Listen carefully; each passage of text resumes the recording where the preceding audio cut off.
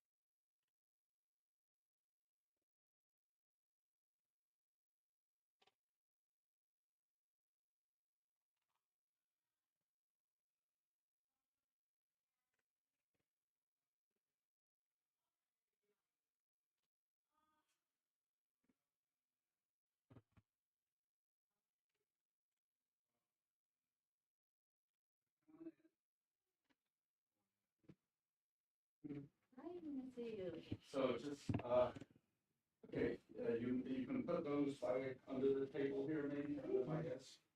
Thank you. You can, so we're multitasking today, so have fun. As long as you people spend 10 minutes together, we'll be. Okay. Well, no, I just want to make sure we are on the same page, same wavelength. Some treatment students.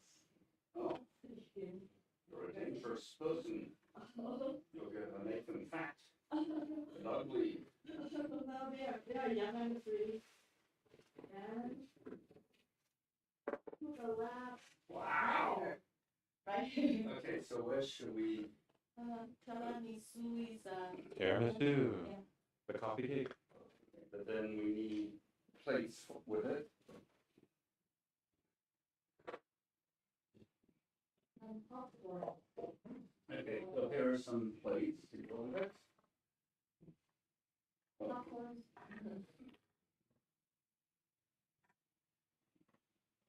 Do you need spoon? You can find it. Oh, no. You can bet it. You need a plate? Yeah, please. Okay. Okay, okay. Okay. That could work. So, we don't have enough tabletop. We're going to through all the snacks. I guess we could just use this table as the snack table. I would prefer not to. That's in the way of the camera. Okay, so where would you like us to put the snacks?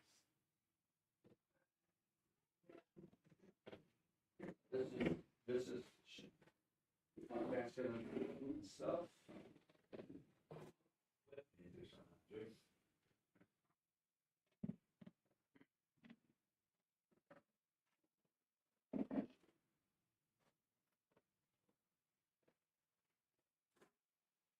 Roger, this is the worst thing I've seen all week.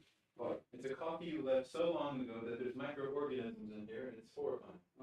only put it down with frame. What's the big deal? Its existence, that's the big deal.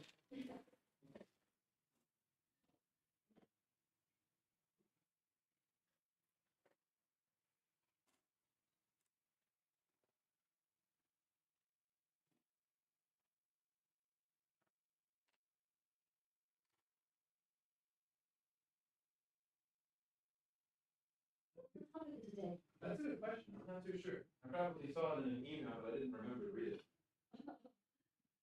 I even, I don't remember I got it. I didn't know there was an event. There are many events. Roger decided to triple down on events today, Oh, okay. as there's not only going to be this event at one, Uh-huh. but a podcast is gonna be recorded at 3 and another watering hole at 4. Oh, that's a lot of events. Howdy.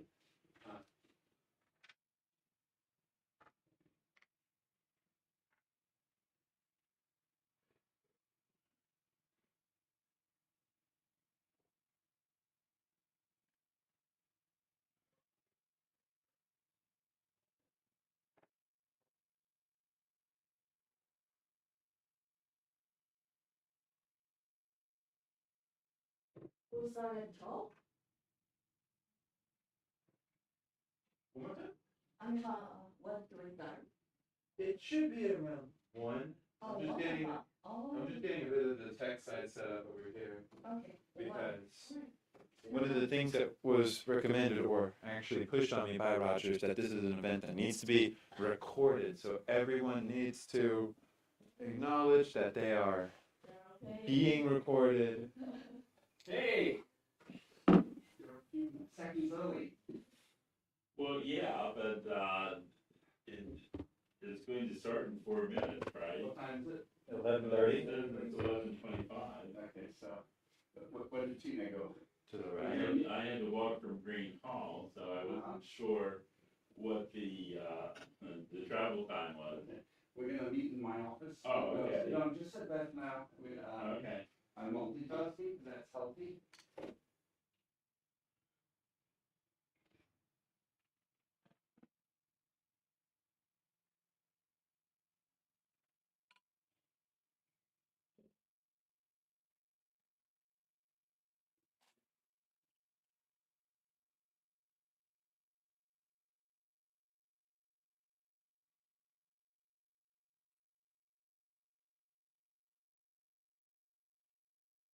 Okay, so you get to meet Maria, who's been helping us organize things.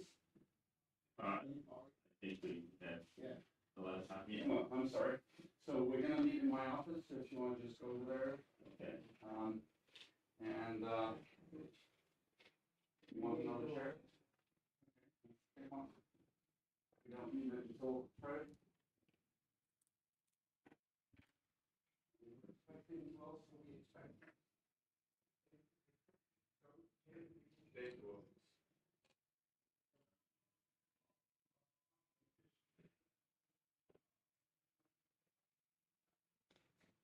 All right.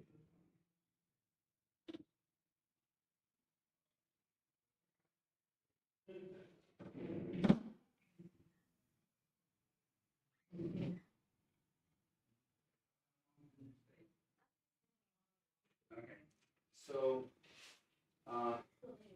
Today off already. okay, so let me just begin this meeting.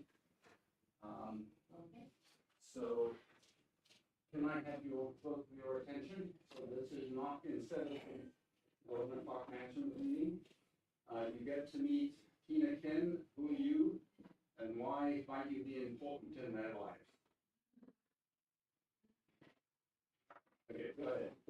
No, you can sit, you don't have You to. have some guests? No, we have, this is Haven't yet, okay. this is a watering hole where animals come and go. Okay. Is that? One's looking in. Oh, yeah, that one. Okay, just introduce yourself and why you and I gonna meet today. Tina Chen, former students here, working for Capital One. For what? For, Capital yeah, One. for, finance company. And my, PhD training was Dr. Molina is medical theories and apply them to the real world. Data visualization. And I want to share my knowledge and experience with the students that we teach have a passion in teaching. So maybe that can make them see what I can contribute. Okay. So the first step is we would name her an affiliate faculty, affiliate member of the lab. Although I just learned one of the people you'll meet today is a teacher at the University of Houston, Oh, but she's not paid anything. So it's an honorary professorship. that's about that too. Sorry? I And don't- that would be a beginning. Anyway, so the idea is that he and I are gonna start collaborating together. part of that is she would like to get a teaching job here, to get some teaching experience in American University. I discussed with her what I meet you think, I think you're a policeman. Well, no, I would have been the guy the police chased a long time ago. But, I would have been the guy the police was chasing a long time ago. okay. So we're meeting in the executive committee meeting in the other room. Okay, down or up? No, just opposite the hallway. Anyway, so she's gonna spend a few hours here today interacting with us. So who are you and what do you hope to be doing in 10 years? So I'm Nikhil. I'm pursuing MS in marketing at Naveen Jindal School of Management. And I work here as marketing manager under the supervision of Professor Mani and Professor Captain Evans. Where I see myself, Just check. where I see myself in the next 10 years would be after joining the Art Science Lab. I realized that I want to be at a place where there is constant innovations, new technology or creative innovations. So wherever I be, I want to be in a firm or a company where I see regular innovations in their day-to-day work side. That's the first time you said it. Yeah. So give me one example of one innovation you've done in this lab you're proud of. So I came up with this idea of launching rocket launch on our website. Rocket launch is basically where we feature our ex-lab members and we highlight their success stories, their current success stories, and how Art Science Lab has helped them in shaping what they are today. And by doing so, it will motivate the current members as well as other students to be a part of the Art Science Lab Okay. And whether you like it or not, the metaphor of rocket launch, the first stage of the rocket is this lab, but then you need a second stage, a third stage, and to the moon. then you reach the moon when you're 600 years old. But seriously, will you be willing to interview her today, the rocket launch? Of course, I will. It's in writing, right? It's not, you don't record it. I can, so what I do is I record it and then I write the summary. Okay. And then Will rest you of be time. willing to be a rocket launch? Yeah, of course, as long as we don't mention my company, fine.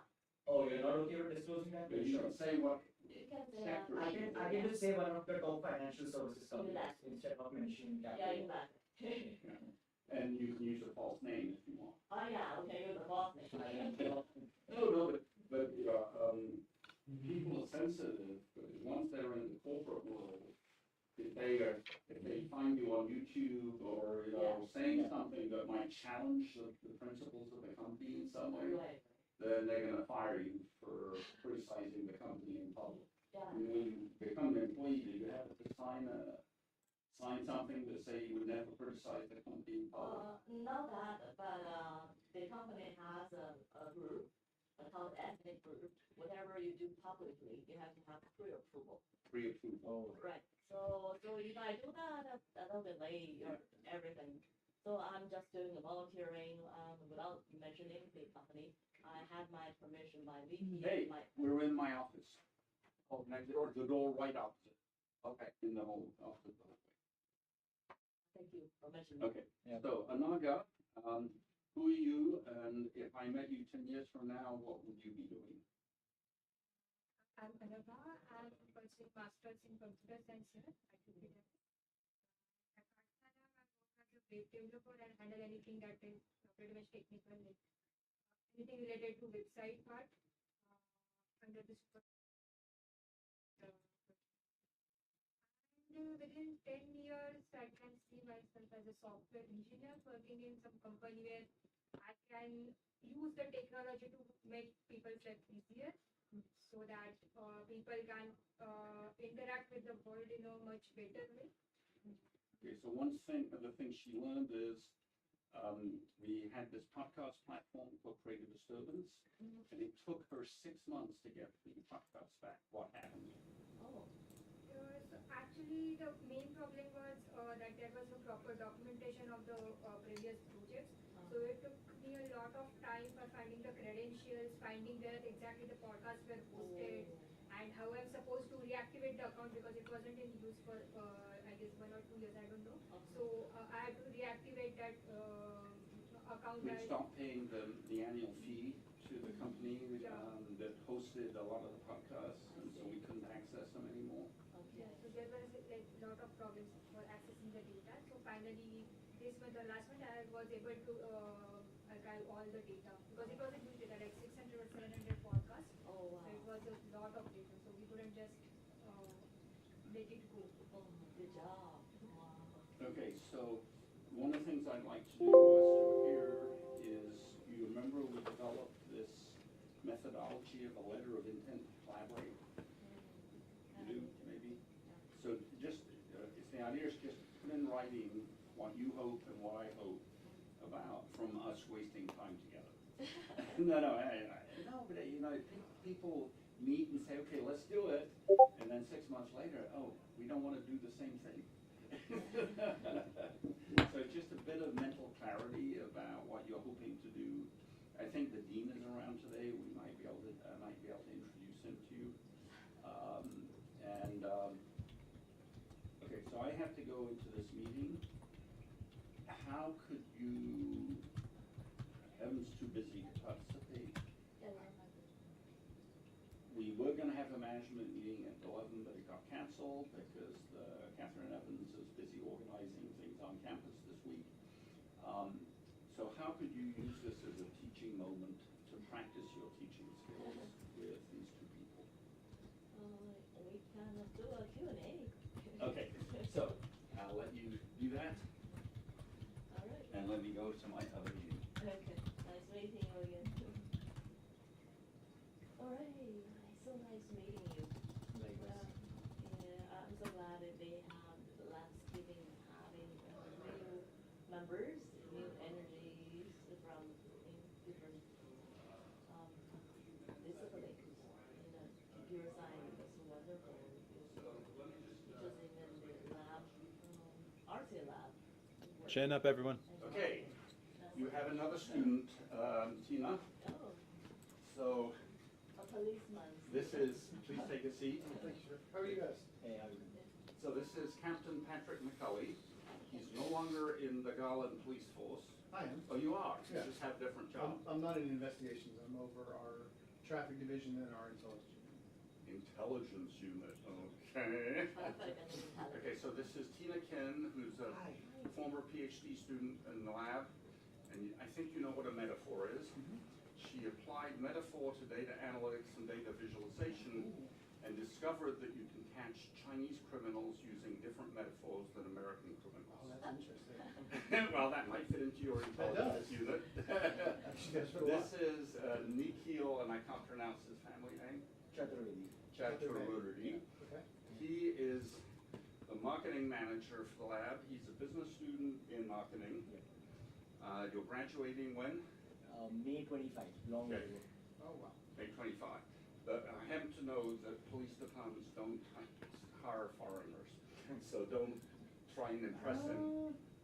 Maybe. I'm working on that. No, but well, it's complicated, right? You have a visa, right? Yeah, F1. F1 visa Yeah. right now, okay. So, Tina was about to do a practice teaching class. Oh, wow. Would you be willing to be her student for 10 minutes? Sure, absolutely. Okay, so this is Anaga. Okay, just tell us again who you are. I'm currently pursuing masters in computer science here, and at Arts Lab, I'm working as a waitstaff. Oh, wow. Okay. Okay, and she has a very, okay, Nikhil has had an innovative program. Explain the rocket launch. So the rocket launch is a feature on our website where we highlight our ex-lab members who are currently succeeding in their career paths, who've joined big companies. So what we highlight over there is their journey so far, from the university life to their work life, and how Art Science Lab has helped them shape them how they are today, so that it encourages not only the current lab members, but also the students at UT Dallas to join such innovative groups, join some innovative And labs. so the alumni, we don't ask them for money. We just ask them for their stories. Stories, which has value. Which has implicit value, not explicit value. Now, Inaga is the only criminal in the room. No, actually, I am too. After we hired her through a very rigorous hiring process and interviewing, Oh. we discovered that someone else she knew had worked in the lab. Who was it? My brother. Her brother. I'm serious. We went through 300 job applications. We interviewed the shortlist. She got it. And she said, "Oh yeah, my brother used to work in your lab," and she never Didn't tell mentioned it. anybody? No, Oh, shit. I mean that is so honest. It's frightening. Yes. You know, if I was interviewing and my father had worked in the same company, I'd mention it and try and influence them. Well, Good for you, though. Anyway, you're graduating in May. Exactly. You have an F1 visa. You're job hunting. Have you found one yet? So, okay, I have to go to the executive committee meeting for Sigma Psi, and then I'll be with you. What am I doing? And just welcome just people who walk in the Oh, door. perfect. Okay. Yeah, they're this manager of the I'm the lab. lab manager. Howdy, howdy. I Patrick think- McCully is what I heard. Yeah, we met before, I believe. If so, I forgot. Good to see you again, sir. It's awesome. Howdy, howdy. I'm juggling 100 things. Roger Oh. keeps. We have a meeting at 11, and then we have an open meeting at 1, and then a podcast at 2, and then we're gonna have another meeting at 4, and it lasts till. You want to 6. know about the life of a policeman? Sounds like my day. Yeah, and I. Roger, I think Roger has more canceled meetings than actually successful meetings with me. So, it's funny, this looks completely different than the last time I was here. Okay. Which I think is awesome. Someone explain experience design and what Jacob Hunwick did for this room. Evan would be the best to answer That would be the best. Last semester we had a undergraduate student, a design student, that was working with interior design, and one of the projects, the short projects he did was redesigning this lab so it would have a different impact on how you would come time and time again. So this was the design we landed on after I think like a month of back and forth, because before show it was computers, working area. It was a bit of a mess, but now it's another mess, which is a bit more modular. Now we've kind of surrounded our mess around some problems that we continue to ask to fix, but the campus does not listen to. Just, I think the last time I was here, someone was doing a tactile display of the universe, and a couple other things, but a totally different feel. Oh yeah, that was another project. That was another silly little project that we were working on, was our Mission to Mars project, virtual environments recreation. No, it's a separate pitch. No, okay. That's how you know these days have been bleeding into each other. It was a NASA International Challenge for creative artists to create simulations of scenarios on Mars. Oh, If wow. man were to go to Mars, Yeah. one thing goes wrong, what would humans do? Yeah. Would someone breaks their leg on Mars? If someone forgets something several kilometers away, what do you do? And we created scenarios that built into these problems. Our team landed 13th out of the world, Wow. second in all of the Americas, and we're hoping to see if we can snag some of the pot money next time, as Yeah. there's a high chance it's going to come next time. But one of the big things is our team was rather unexperienced. This was a VR challenge. We had very limited work with VR and the engine that was running, and we were really led by one of the alumni who worked with us, Juan Alejandro Garcia, who's now working in Fort Worth. Yeah. So what do y'all do with that once that project's over? Does it just go on the shelf? Does it go away? What happens to it? We certainly archive it. That's the big side. A lot of the projects that we do work on kind of just stop. Right. And one being the Sky Gallery, where when the student leaves, it kind of just falls Because away. I'm curious about, so, I don't know if Roger's, y'all know much about me, but when I'm not doing this stuff, sort of my hobby / thing I do elsewhere, is fiction writing, science fiction, or that sort of thing. Okay. And I just went to a convention last weekend where one of the challenges for the panelists for fiction writers, science fiction writers, was that exact challenge. The mission to Mars, what do you do with it? What flexibility do you build into it? This wasn't modeling, this wasn't actually experiential things. These were just science fiction writers going, hey, what do you think? What do you think? What do you think? And it'd be so neat to have somebody who's wrestled with the technical side of it, to actually attend something like that with us, and sort of show, hey, here's how we visualize it, here's what we experience. Because it's always been, it's interesting to me watching sort of because usually we'll bring some folks from NASA to talk about their experiences. But what's funny is, a lot of theirs that I went to even this weekend are very theoretical. Here's what I think you experience in NASA, because their lane of it is astrophysics, which is Rogers Universe, but they never actually tried it. There wasn't actually a how do you display it, how do you demonstrate, how do you wrestle with it.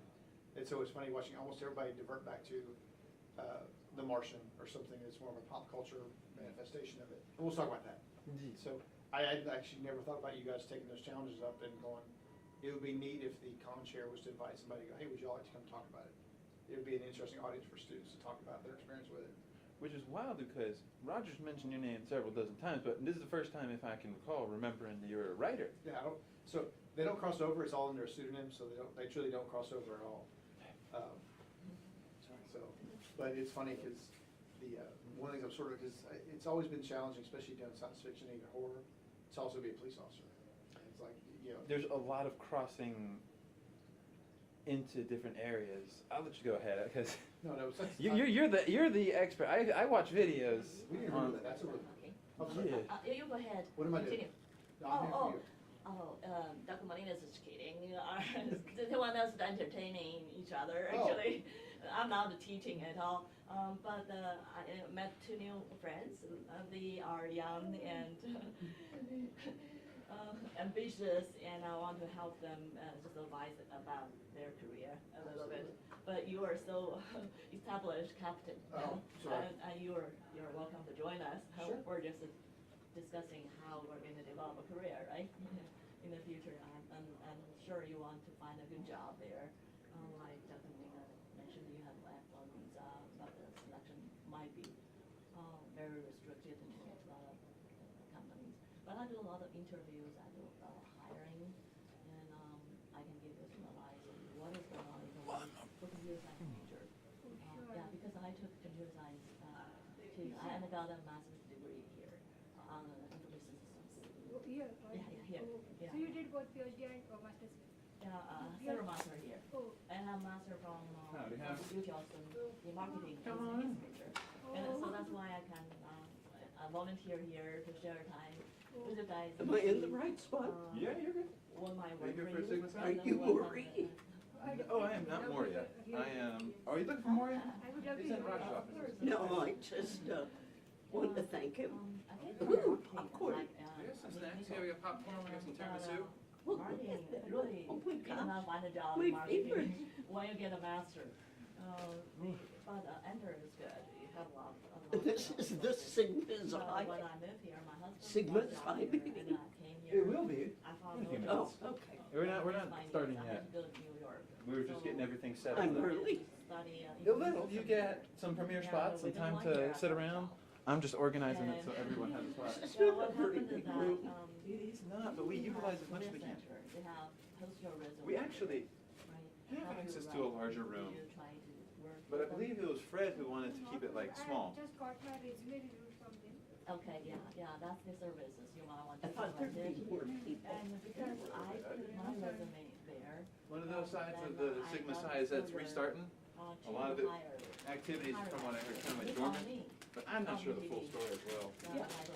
I didn't talk He- about he the looks like high an school elephant. student Oh, that, boy. What the the high school squirrels student would love that those. is Yeah. something different that you're talking about. And the career center, we have an online resume, like repository. Okay. And I just put a draft there, I haven't finished it yet. I just put a draft, say my name and my major, and when to, Because if you would like, you drop me an email when you get a and chance. then, I'm actually curious about that project, man. then there are a company called Jessica. If you got time. It's I do. a very big retail company. I'm restarting They a called me. podcasting And they platform called me for interview. that is called Creative Disturbance. One of the big things we're trying to do, I was the first this is a one. project that was started about 10 plus years ago, but was certainly a victim of the pandemic as the lead head for the project, PhD student, got another job internationally, left, and it kind of just fell through. I'm kind of restarting that, but with a different lens. Okay. That's very simple. What do you think? And, it can Mainly involve their demonstrating the change of the past 5 years Okay. and looking towards the next 5 as about 5 years from now, it's going to be about the eve of 2030. Right. And there's going to be certainly a lot of changes that we can recognize now.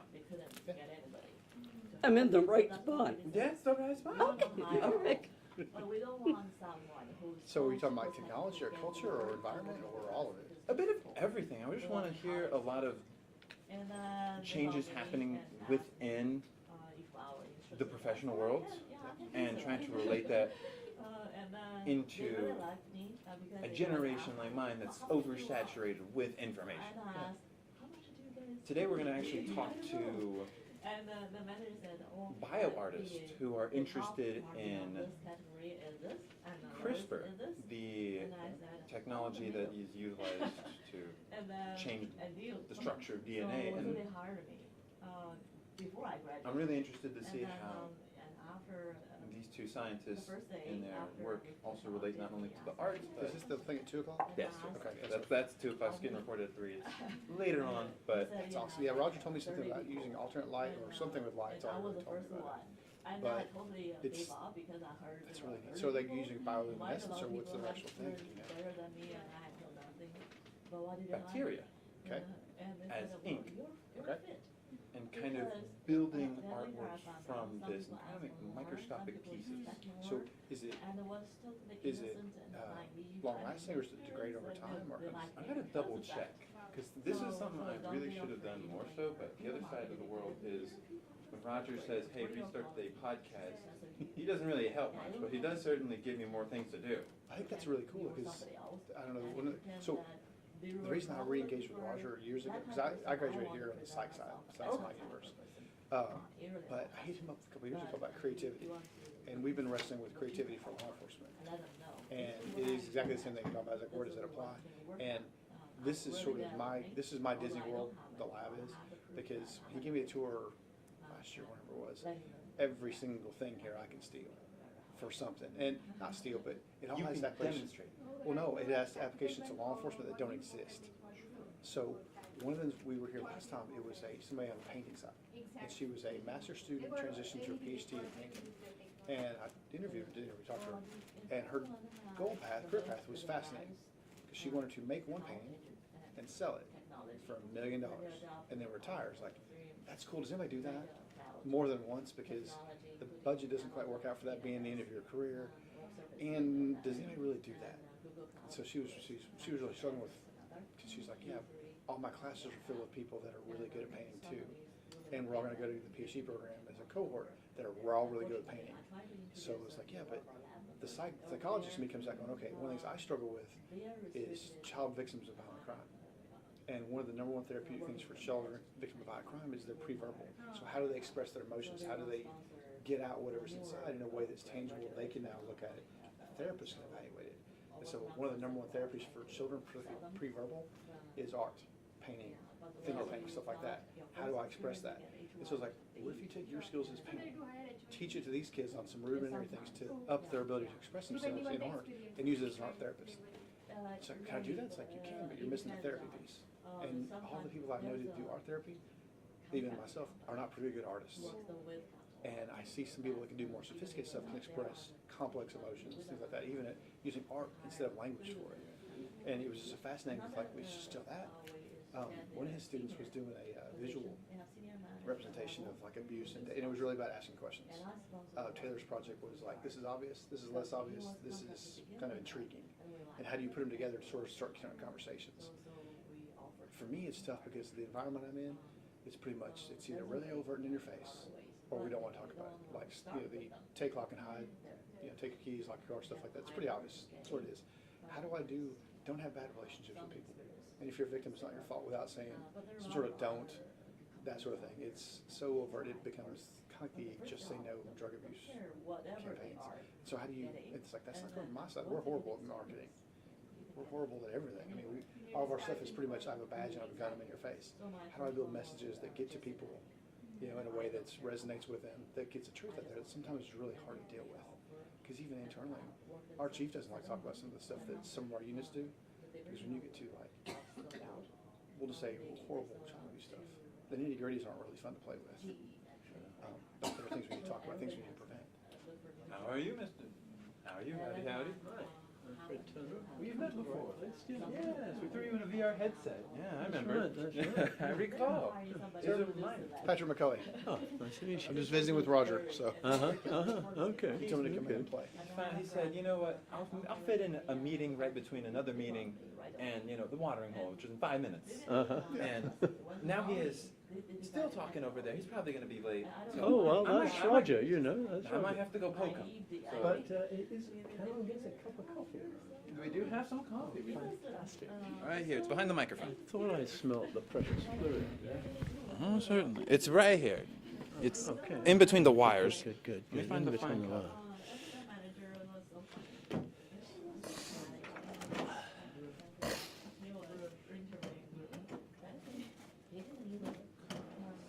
Oh, I've got some goodies. Oh yeah, we have some tiramisu, some popcorn. I wish we had the little cup holders so you didn't burn your hand, but All right, these two. yeah. You're gonna have to explain this to me someday. I want to know the journey to the space now, because now I'm just fascinated. Oh, there's always a journey. There's always a story, but even I don't know everything. I love the stories. I do too. Let me go poke Roger. That time I didn't say anything because I only had 7 months. And then I got in, and then after I got in, my manager was about to retire, and he told me, you see, I gotta poke that guy because he's going to be in there for another 30 minutes unless no one finds. He said, yeah, there's something at 12, 2, 1, 4. They're all overlapping, and I can pop in and out. But thankfully, they're like, hey, Evan will do all the technical side. Yeah. You'll figure it out. So I'm chilling out there, keeping everything steady on the boat, and wondering. rolling. Yes, it I is. was told. But a lot If the of ladders people weren't so rickety, I'd keep putting stuff up there. I'm really liking that. Yeah, they keep giving me the worst ladders. I don't know why. And they gave her. And taller ceilings. And she rejected. Something I like just that. said, well, the accelerator. Let me move some chairs out of the way and Low, some monitors. and they gave her another 10 grand. Where do people usually hold forth, or Well, sort you of have to. just That's what I'm trying to pick one's own spot? They might want to reject you. You might. Well, we're trying to keep everything set in stone by. Exactly, and Maybe I but that should be company. near a whiteboard in case I- Yeah, we have a clean whiteboard. She said. We have some working markers. I can test them. That's a simple task. Take all that. So the two sides I'll share with you for career. Even though our set pieces fit. fit Use your best judgment wonky, to get that. at least the tech side for the time being is working. Anything else you want to ask about?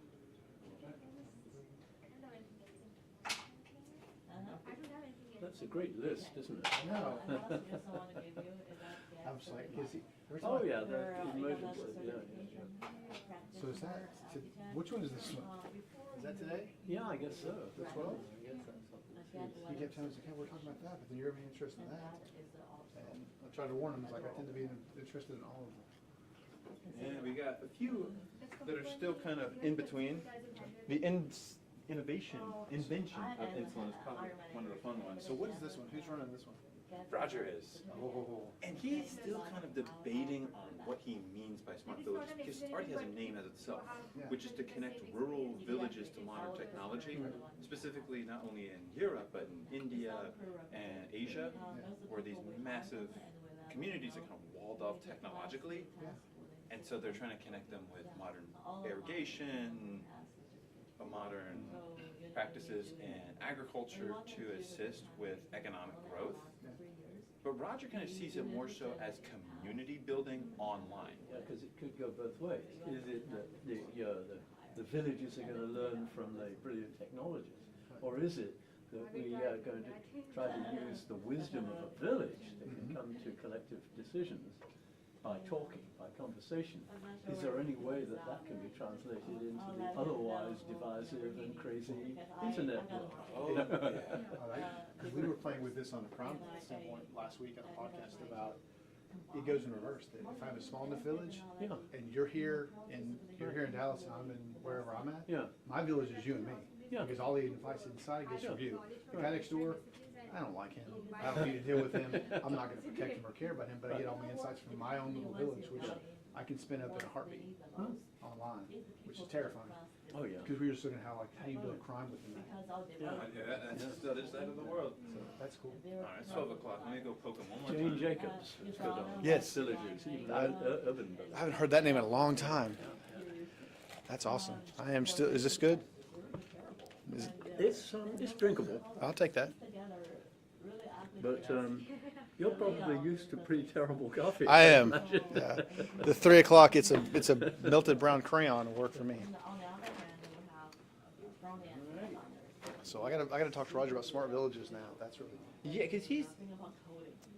I kind of say, hey, push away from the terminology smart village because it already has meaning in. It just sort of evokes something really fast. But the terminology of community, like online building communities and sharing local information there, is a bit better. Yeah. Well, no, it emerged in my chat as an organic conclusion. What was color chair change. would you like? Oh, colored chair. Well, you've got a green chair. Okay, I'll give you a green chair. You're smart, you're not projecting anything. So we thought you could sit here and pontificate. Sounds great. Not just get. So I'm just gonna get the board of directors into the room, I guess, sir. Tony Way. Tony Way, oh, well, I know you by email. Oh, okay, all right. It is weird how many people you know. Tony Okay, Way. so let me Patrick just get McCullough. everybody. Nice to meet you. Dave else Williamson. in. Oh, sorry. Patrick McCullough. Nice to meet you. Sorry, did we disrupt you guys too much? No. We were chatting really nice. So this went well. Good. Incoming. Rather- Sorry, sir. Did we meet at an earlier Sigma Chi meeting? Yes. Yeah, I Yes. thought so, yeah. Right, it's been I think I remember about a you saying year some of pretty it. interesting things. Right, yes, right. Okay, who was the dead Greek philosopher, Fred, you were talking about yesterday? Well, He was poisoned to death for his ideas. oh, Socrates. Socrates. Yeah, yeah, right. Okay, so, This meeting took a weird turn all of a sudden. okay. Poisoning now. His city sentenced him to death, Yes, but he voluntarily. voluntarily. He was given plenty of chances to leave because everybody was encouraging sort of sensing the great. Well, good thing that you don't tell the policeman Stayed about and it. took it. He did it voluntarily, so it wasn't quite a murder. Okay, so we're gonna ask everybody to sit down. All right. And we're just gonna start, and I need to find the euphemism. A ring of roses? No, what is it, when you go around and ask every person to introduce themselves, and then they get a job offer by the end of the session, or a better job offer? Wow. Okay?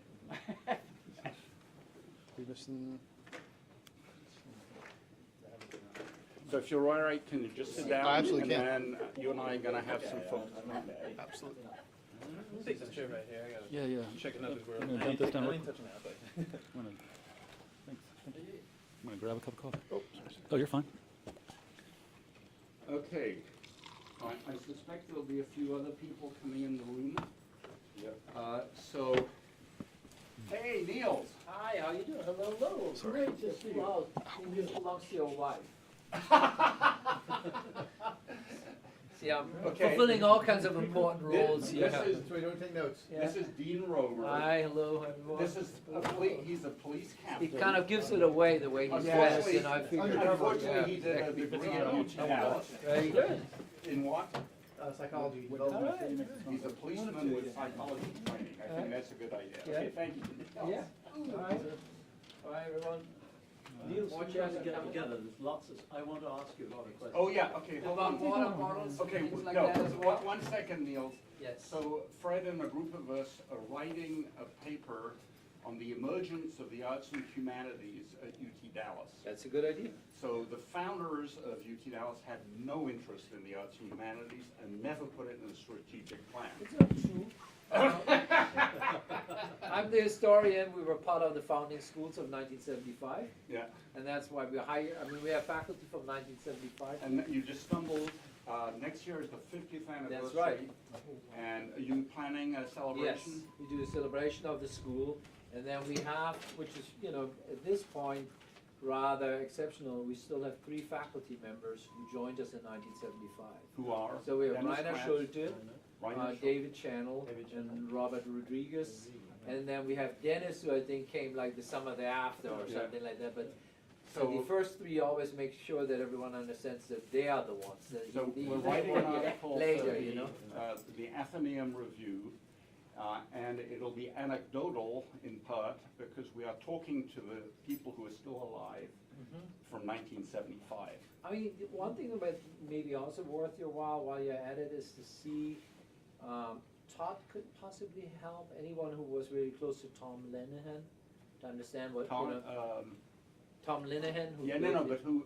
Todd Fechter, he was very, Todd Fechter. was very close to him, just because he was really instrumental in Yeah. building this. Okay, just for everybody's information. All right, I'll Tom leave you alone, Linehan- okay? Thanks, Bye, Gil. everyone. Tom Linehan is the reason I'm here. I invited him to my home in the south of France one day when he was visiting for some reason, and I complained to him that I was about to turn 65, and in France you have to retire at 65. And I wanted to keep going. He said, "Well, why don't you come to Texas?" And I looked at him and I said, "You must be kidding, moving from the south of France to Texas?"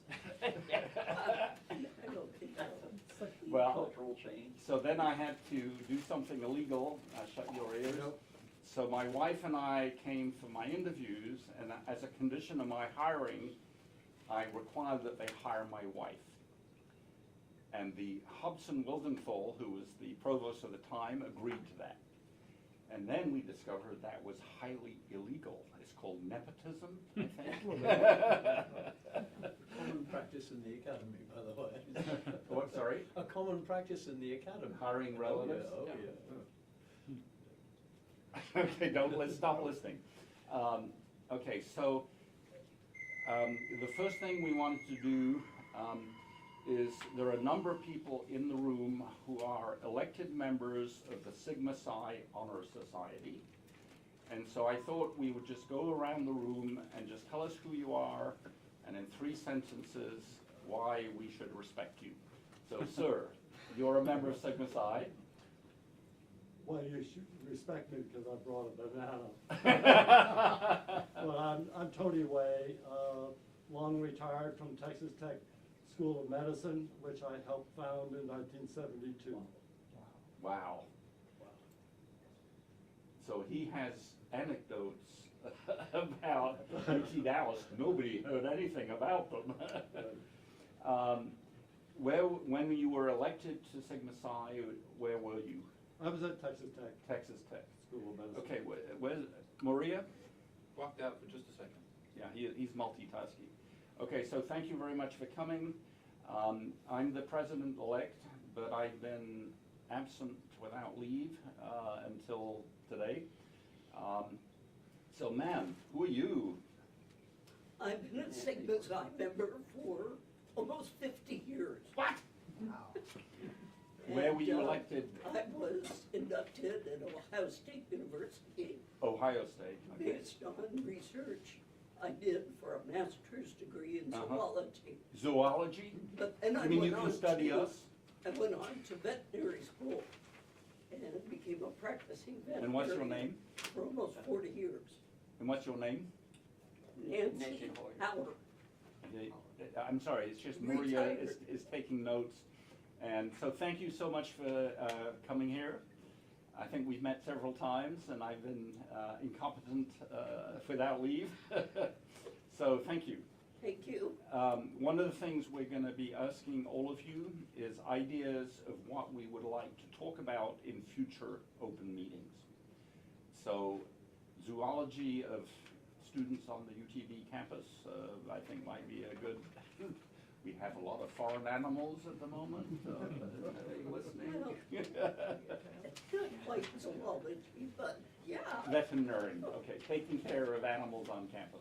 Right. Okay, sir, what's your name and what's your connection to Sigma Psi? You mean me? Yeah. Oh, I called you sir, is that a mistake?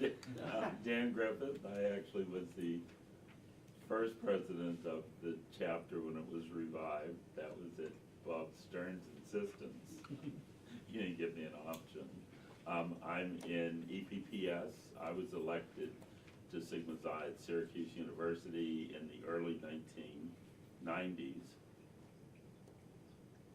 I do geospatial information sciences. Okay, we have a lot to talk about. Okay, I'm Franklin Kemp. I was elected in the late 60s. I was getting my master's and PhD in mathematics. Where? Polytechnic Institute of Brooklyn, now part of NYU. Okay, so I think we've stumbled onto an interesting fact, which the people who are job hunting can take note of. We have connections in this room with a dozen other universities in America. I don't think any of you were elected in Europe or I don't know, I forget how it works. But isn't it interesting as you hear this, we should do a geosystems map of the places that the people in this room have come from, or the places and institutions. And I worked with someone how if you make a map of the locations that people have been to, you sort of get a group portrait. You know, because in some cases, everybody came from, in my father's case, Brenham, Texas, and, you know, never moved more than 30 miles to Houston, and that was it. But you're all grasshoppers, or whatever the zoological term is. Mathematics. Okay, sir. Hey, David Williamson. I was a career student here a long time ago, so I did a Bachelor of Science and a couple Master of Science degrees out of geosciences, and had a career of about 27 years, mostly in oil and gas and also in mining. Currently, I'm founder and CEO of a geoscience consultancy, still mostly oil and gas, but also biofuels and mining and carbon capture sequestration, some other client work like that. And I guess became a member of Sigma Xi in this chapter, actually only a few years ago. Bob Stern wrote me in when they rekindled the chapter here. Okay, you can answer no to my question. Do you have any job openings in your company? Most of all of my employees are 1099, so I use them sort of on demand. Okay, so the students in the room, just relax. Is Evan still there? No, sir. Okay, so are there any other members of Sigma Xi in this room that I have not invited to introduce themselves? Okay, so now we're gonna just go around the room before we ask Fred to pontificate. The gentleman to my left is a UTD student, but was never elected to Sigma Xi. So maybe, would you be willing to be elected? Sure. What do I have to do? Write it out, we have one candidate. That's what we get recruited to, so. Oh, come on in, hey, Robert. Actually, We're just doing, going around the room doing self-introductions. No, but seriously, Patrick is an unusual animal. He was a student at UT Dallas. Just give us your narrative. so I graduated here, my undergraduate in '93, immediately started working at the police department in Garland. Finished my master's degree in '03 in human developmental psych. Wow. And he's now a police captain in Garland. He used to be in, what was your previous job title? I was a captain over criminal investigations, so. Capital of Criminal Investigations, and I don't know exactly how, but he would call me in the middle of the night and say, Roger, we've got a crime scene under the trees in Dallas. Do you have a camera where I can adjust the wavelength? And I said, oh, I'll talk to Professor Marilyn Walligore, but she's our photography professor, and she says, well, actually, I can give you 6 cameras. And he said, no, that's not going to work. I just need 1 camera. We have an infrared camera in physics. Yeah, no, they have those. No, but the problem was the scale from darkness to brightness was so huge. Yeah. You had to take 600 pictures to get all the crime scene. And we've also, our original conversation was geology, because I needed a ground penetrating radar to look for a buried body. But, yeah. Looking for a buried body. Exchange information. So, but I've always been fascinated by all the other parts of the campus, and that's kind of why this is Candyland for me, of going, I can use that, police departments can use that. So. It also turns out, and he doesn't tell this to his supervisor, that on the side, he's an artist. I am. Go ahead. Which kind of artist? I'm a writer, piano player, 3D artist. Which one do you like? Wow. Okay, so we underestimate the creative talents of our police Why force. isn't there a TV show about you? Not that good at any of those. Now, when I first started working with Patrick, all my colleagues said, but we're trying to defund the police. And he gave a talk in this room on creative policing. We don't want the police to be creative, they said to me. Defund them. But it gets very awkward. So by total coincidence, we had a brilliant student called, what was her name? Taylor Green, who I had met, she was knowing, and somehow she volunteered to work. And it turns out her Master's of Fine Arts was on domestic violence because she was a victim of domestic violence in her family. Her grandfather did things that I'm not allowed to mention. This is a world expert on domestic violence. One of the things that he told us is even in a city like Garland, a large fraction of the cases are domestic violence problems. Yes, sir. Explain a little bit. Yeah, and so, I mean, it's families, it's troubles, it's people that, some of it's generational, where you have, generational abuse, where parents are abused, they'll abuse their children, it sort of carries on. And it's always fascinating me. I deal with the criminal side of the investigations of prosecuting bad guys, but one of the things that Taylor and I talked a lot about is what services can you provide for victims, even on the creative standpoint of helping victims to express themselves, express emotions, express what they've gone through is a huge part of their healing factor, which ironically will break those sort of cycles. So. Yeah, and almost no policemen have training in how you help victims of domestic violence, except you happen to get a degree in, Yes, sir. in human sciences here on this campus. Okay, so thank you very much. We're just going around the room. You're a member of Sigma Psi. I am a member, and I am the treasurer. I have been a treasurer for a long time, even in times when there wasn't much going on here. So, Well, oh, you mean the chapter at prior to really you and Bob Stern taking on the work here, I assume you might like a treasurer's report. Yes. And we do very well financially. Right now, we have $8,598.10, and it's sitting there. So perhaps there's some interest in Okay, using so those in we, some at the great last way. meeting, we took a quick vote, and we agreed to pay Maria 3 hours a week to do the organizing of the chapter's activities. He started doing that, but then it turns out he has a, what kind of visa do you have? F1 student visa. I learned so much. He could not get paid until he had a social security number. Do you have one yet? Yeah. It just took weeks, and he had to go downtown and queue up somewhere, and anyway, so we're gonna write up the travails of becoming. Do we have an amount and a way of pay, I write checks. I do it by myself. I don't know if that's another thing you want to look into, because I. So now that I know he's payable, I can work with you. When we finish going around, you'll find out that he has relevant skills and irrelevant skills, which one of his irrelevant skills will connect with Fred Turner's talk. So anyway, so what we discussed in the executive committee meeting is we need to find people willing to be elected to the board of directors and to be elected in each function. So we'll find out if you want to continue as treasurer or not. But the other part of that is we need to go in a campaign to elect new students as members of Sigma Psi.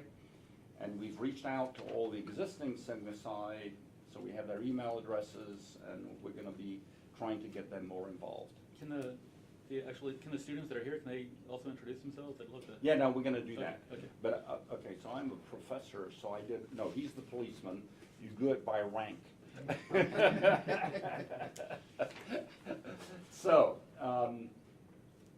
Okay, Fred will introduce himself in a minute. So Maria, thank you for tolerating, you know, as I've explained to some of you, I had a heart stent operation recently, and I just been a walking zombie actually, I call it.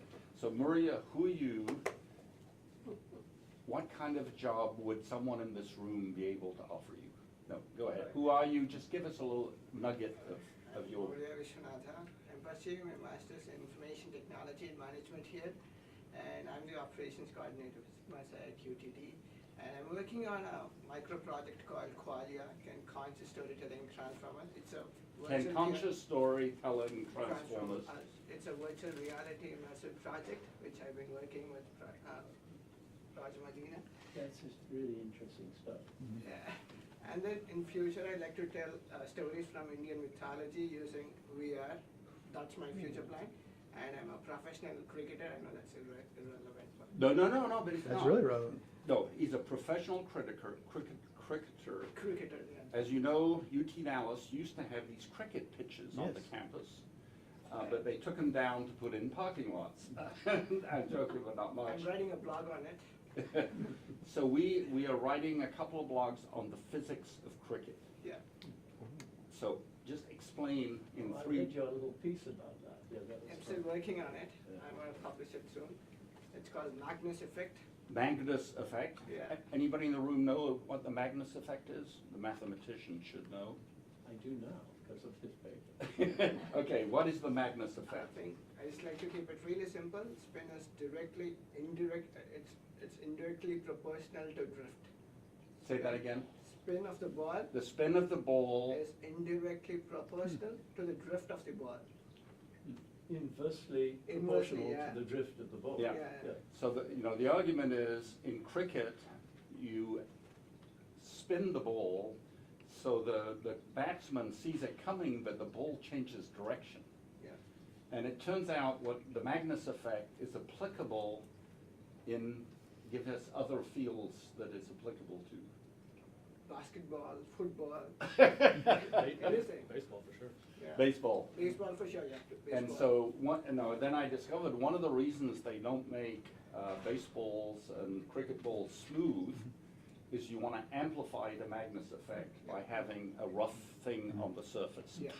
Yeah. Well, no, I used to throw curveballs when I was playing baseball. Curveballs. Sliders, Okay. all But those. did they use the term Magnus effect?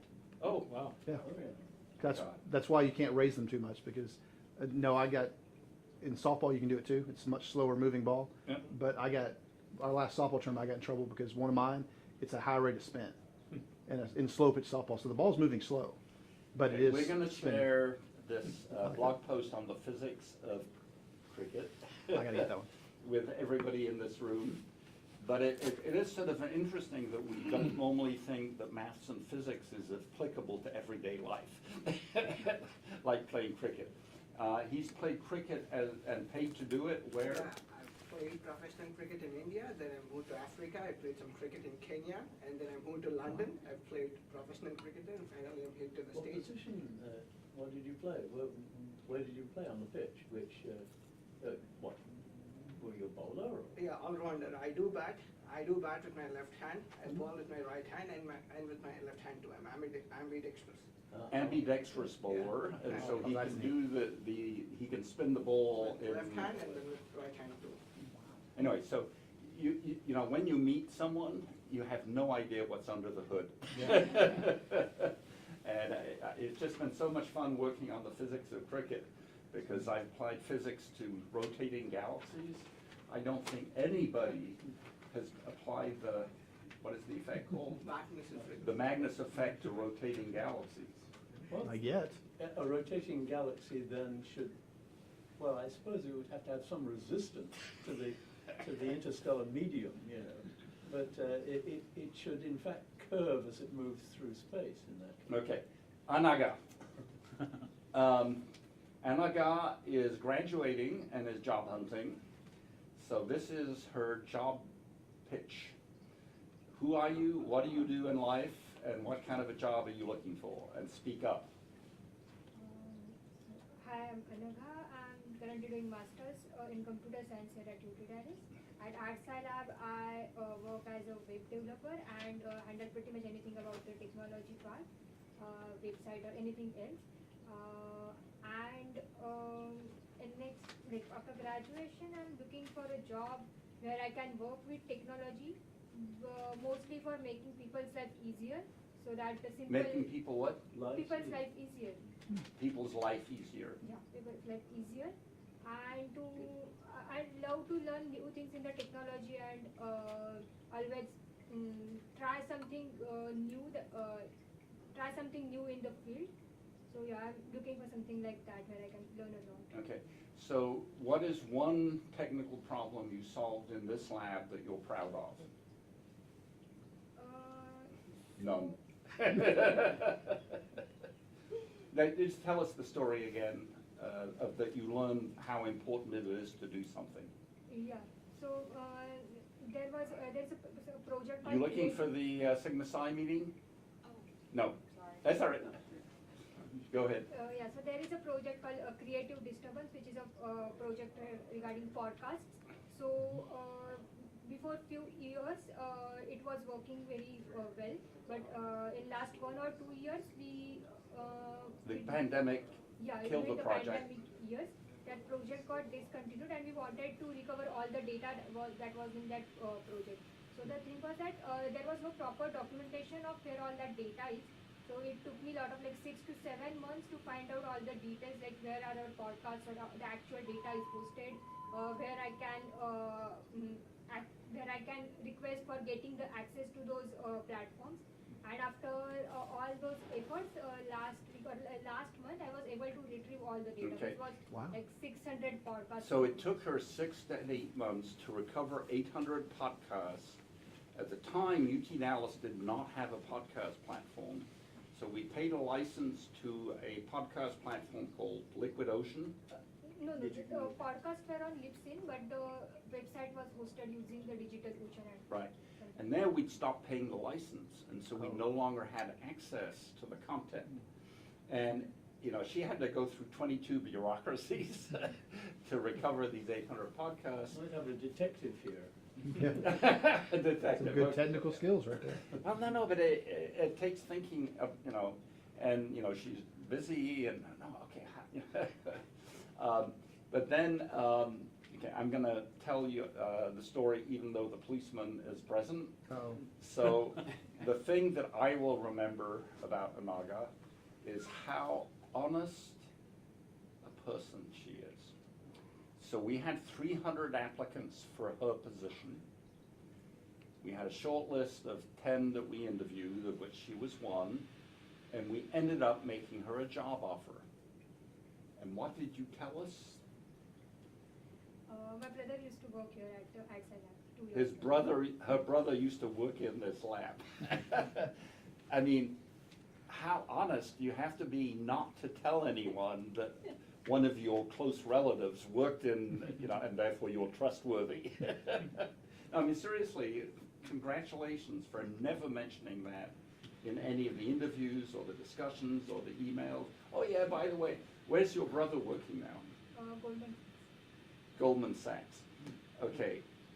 What? You go to an art lab to go work in Goldman Sachs? Yeah. Don't worry, Fred, we're going to have time for you. George, you want to come in and listen in? Yeah, you know, please, there's a chair here. Thank you. So, her brother is called Omkar, or Adnan.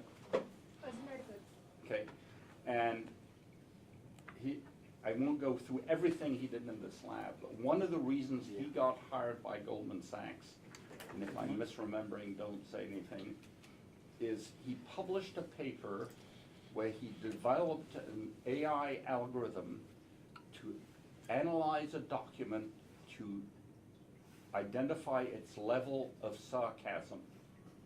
He developed an algorithm, you fed in the document, and it tells you how sarcastic the article was. And it turns out when you're lying, well, you know, oh no, I've never been there, I've never seen that person. And his algorithm was like 80% efficient You know, and so, you know, he created sarcastic documents and then tested his algorithm. I mean, isn't that weird? I'm skeptical, actually, and I'm a literary person. No, but I mean, seriously, and the interviewer at Goldman Sachs, holy shit. Maybe you could develop an algorithm to detect the level of something, fraud or, okay, so I'm gonna just accelerate a bit. So the person sitting underneath Anaga, no, to her left, no, to her right, is Dr. Tina Kin. Who are you and what do you do in life? She's not job hunting. Oh yes, she wants to teach on campus. She's now met the dean. Nice meeting you all, Tina Chen, and former students, PhD under Dr. Molina. I'm currently a senior IT manager at Capital One. Capital One? Wow. Oh my God, we have a rich person in the room. Rich boss. And I'm so excited learning everything at the lab, and I want to give back by sharing with the lab members, young students like Anaga, who's so promising.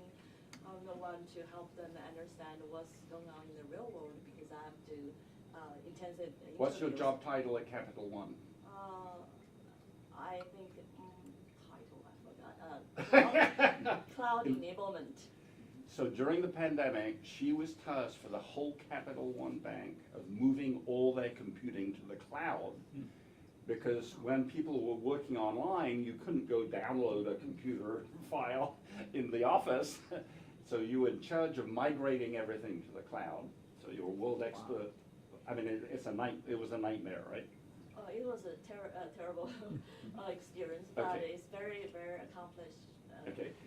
Experience. What was your PhD thesis in this lab? It is applied metaphor theories to. Say that again. Metaphor theory. Metaphors have theory? Like an older philosophy from Aristotle to the Chinese metaphor theories, and then apply them to the data analytics. Business analytics. Applying Chinese metaphor theory to business analytics, why would that might be useful to Capital One? You're also in charge of what?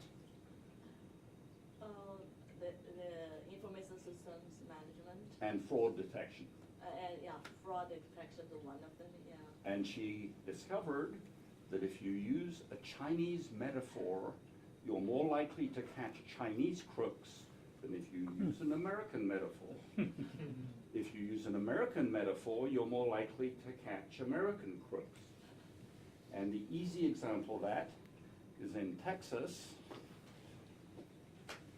You put a hat on the cowboy, you get on a horse, you go to the bank, you shoot everybody, you empty the safe deposit boxes and every penny. That's how Americans steal money. In China, they steal $1 an hour for 1,000 years. Because they have a long-term view of human civilization, right? That's very, very. I'm not making this up. Literally, her boss got so intrigued on using metaphors to catch crooks more efficiently that she started designing a dashboard for the computer where you could pick the metaphor and analyze, visualize the data a bit differently. That, I'm exaggerating, Yeah, right? yeah, that's similar. We developed dashboards using the metaphor in people's minds, because everybody uses metaphor without realizing it. So that makes it easier to understand the data. And dashboard itself is a metaphor. Okay, Fred's, it's about to be your turn. So I want to introduce you to a stupid person who just walked in the room. His name is George Morgan. He's a PhD student, and he's only 22. No? How old are you? I just turned 70. He's a 70-year-old PhD student in Awesome. this lab. But he also happens to write plays. Go ahead. Well, go ahead with what? What do you want to know? What I'm doing for my Okay, PhD? he started taking my graduate seminar, and he had written a play about a woman my father knew. Oh, okay, so I was working at Caltech writing science-themed plays for the university since they're a science organization.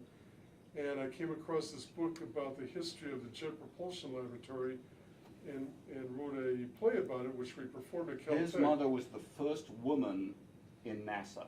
First woman rocket scientist. She worked for North American Aviation, not NASA, but close enough.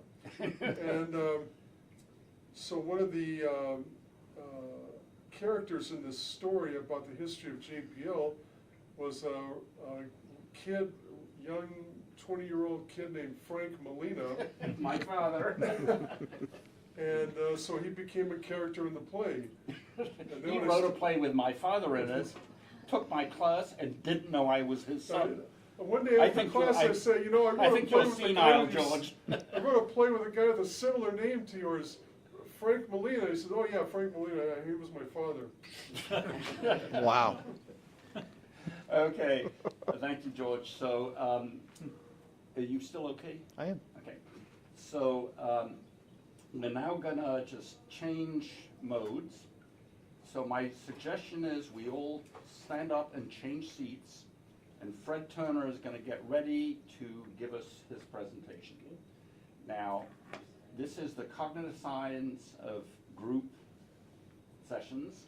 By standing up and sitting down somewhere else, your mind thinks differently. So please, everybody sneak up.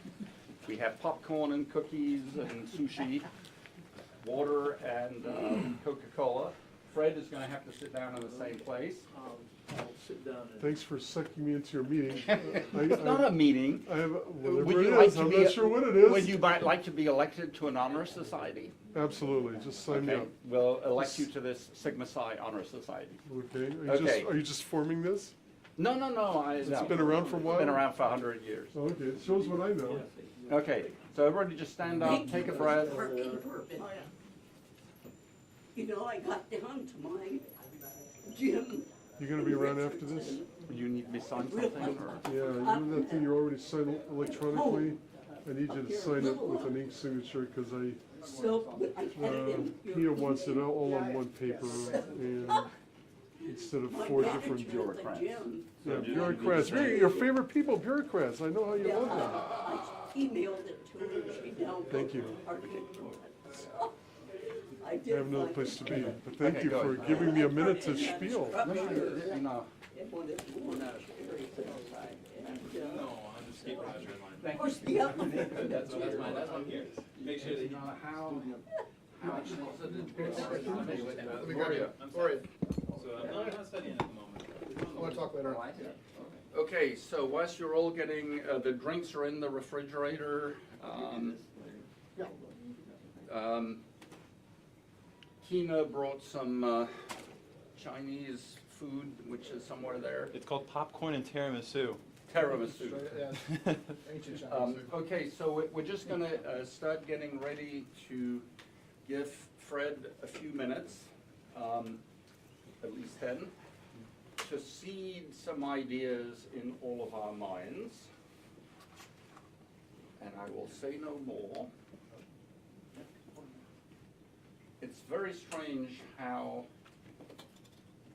even on a campus with parapets and silos and moats, sometimes you start working with someone that is so different than what your expertise is. Mine is astrophysics originally. Fred almost got the Nobel Prize. He was nominated. Isn't that true? Didn't almost get it, but I was nominated. And he'll tell us what scientific area he was studying. So, Fred, why don't you just go ahead, take your time, and just seed us with a few ideas. Okay. Well, this feels like hope. I mean, this is an amazing room, and you know the people in it. This is an amazing room, and the people in it are my kind of people. My father was an anthropologist, Victor W. Turner, and if you run across the term liminal or rites of passage or a whole bunch of important words in the study of ritual, for instance. That was my father's work, and I was with him in Africa when he was doing his field work back in the 50s. And I'm extremely old. What I want to talk about today is something that has been sort of brewing for the last year or so. Maybe not even as long as that, but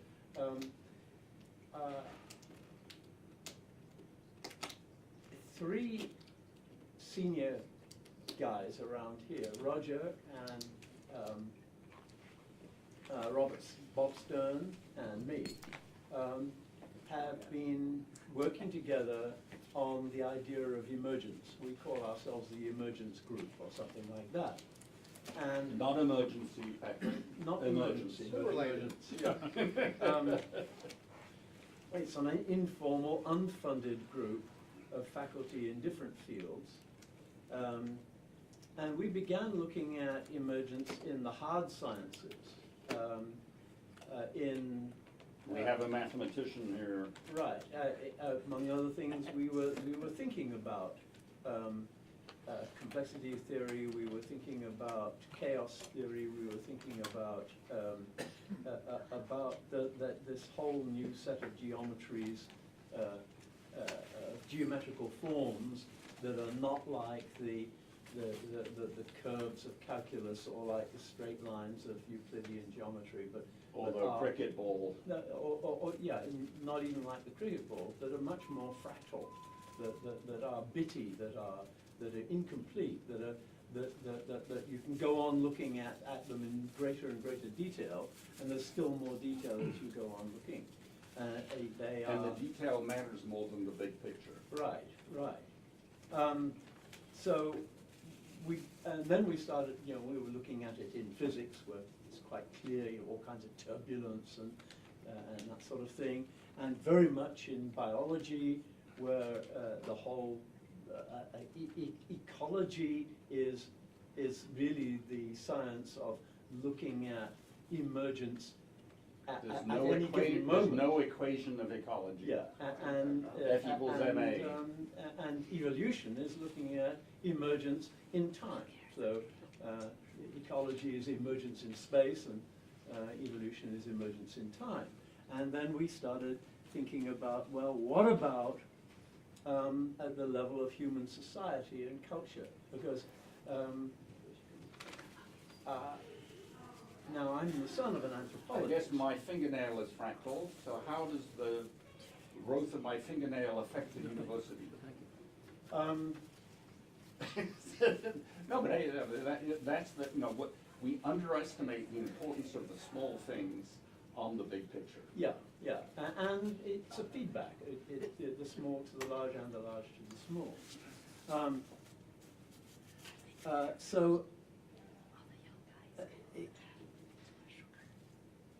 Anyway, I think I'm going to sort of read from here on. We published, in fact, it's just come out, I think, an essay on emergence, in which we were thinking about emergence and getting up to the point where we're beginning to think about it in terms of human history, in terms of emergent systems. And the case study was? The case study of our paper. Well, this is the new paper that we're working on is a case study. So UT Dallas came out of nowhere. Yeah. Nobody wrote an equation. It just happened. It emerged. Yeah. What did? UT Dallas. Oh. UT Dallas. Yeah. Now, and one of the things we discovered, sorry, Fred, is that emergent social phenomena change names very often. What was UT Dallas called when it was founded? Not MIT or Caltech, or it was called? The Southwest Southwest Research Institute. Yeah, and then it changed names, and then it changed names, and the state of Texas said, we're gonna rename you. And then we haven't changed names. And then you had, within it, you had arts and humanities, which then turned into Art and technology. Art and technology and arts and humanities, and now it's the Bass School of Bass Arts and School of Humanities and Arts- Technology. Art- So we yeah, changed yeah, names. So, and in fact, perhaps emergent systems themselves, one of the ways you can tell whether something is an emergent system is if it's had a lot of names. Well, what is emergence? And I'm going to give a sort of definition. It's the propensity for any high energy, far from equilibrium system to self-organize in ways that can't be predicted from knowing its individual components. Emergence is closely related to self-organization and complexity, and is revealed by complex interdependence in systems and species in evolutionary processes. Spiral galaxies, chemical catalysis, hydrothermal systems, oceanic currents and tides, hurricanes, living organisms, ecosystems, economies, civilizations, political systems, and war are some of the many examples of emergent phenomena where low-level rules give rise to higher-level complexity with new rules. Causation is top-down as well as bottom-up. The whole determines the parts as the parts determine the whole. Feedback is a feature, not a bug. In many engineering situations, you want to get rid of feedback. But this is a case where feedback is the whole deal. Okay, so I'm gonna ask people to think about their own professional work. How does emergence apply in your area of interest or not? Doesn't it also have to have the right context? Because if you think of certain things that happen, like look at the emergence of non-Euclidean geometry. Yeah. And there was like a general context, and it was happening simultaneously in different places. Yeah. Leibniz and Newton and Descartes. Yeah. Okay, I want a business person here. Well, so like again, I've spent most of my career in oil and gas, fossil fuels, and my entire industry is going through an evolution that you can almost consider like an emergence in the sense that, and so I think a lot of times emergence might come about from stressors, from things. Stressors. I mean seriously, because I mean in my industry it was either evolve and start playing the game, you know, or suffer from it, either from shareholders or regulators or whatever. So a lot of the people, a lot of the companies in oil and gas, they're now putting huge components of themselves towards things like carbon capture sequestration or renewable energy, or repurposing their skill sets and their personnel towards things like geothermal, biofuels, and so it's an emergence that's kind of also an evolution. Yep. You know? Okay, so you just stumble on something. So a very good friend of mine teaches in the Oil Institute in Paris. But his job is retraining mid-career oil energy professionals to make them solar energy, wind energy. And all these 50-year-olds say, no, I'm not going back to school. I want to keep doing oil engineering until I retire. And it turns out, but it also turns out what you need for these different energy sources is very different technologies and skill. So retraining an oil engineer to become a wind engineer or whatever is very complicated. It is. It is. And you know, everybody thinks like a neuroscientist is just plop them from this situation to that one, but it's the skill sets and what are important are very different.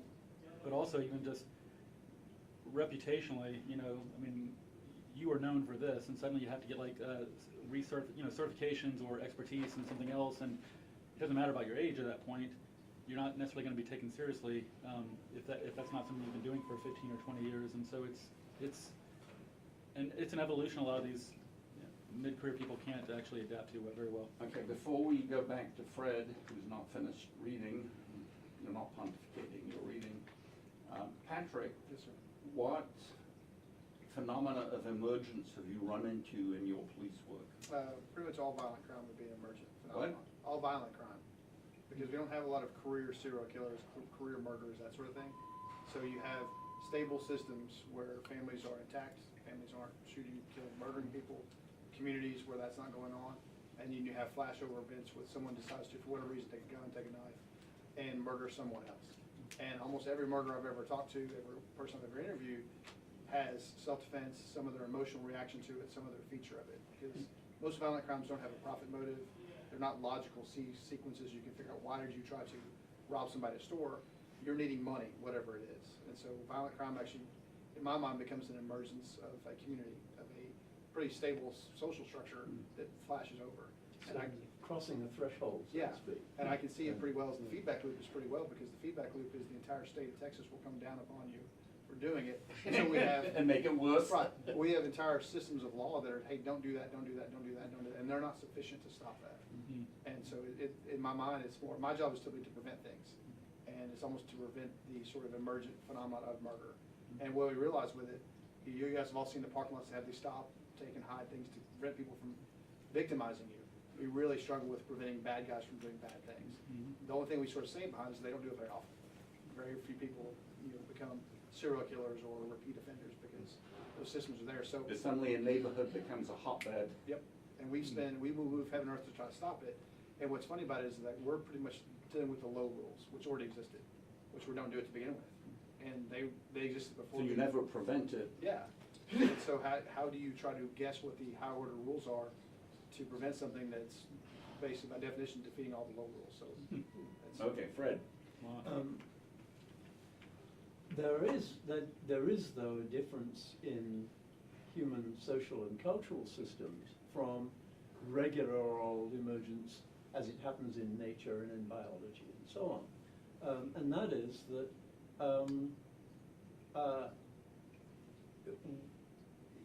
humans are essentially both actors and observers.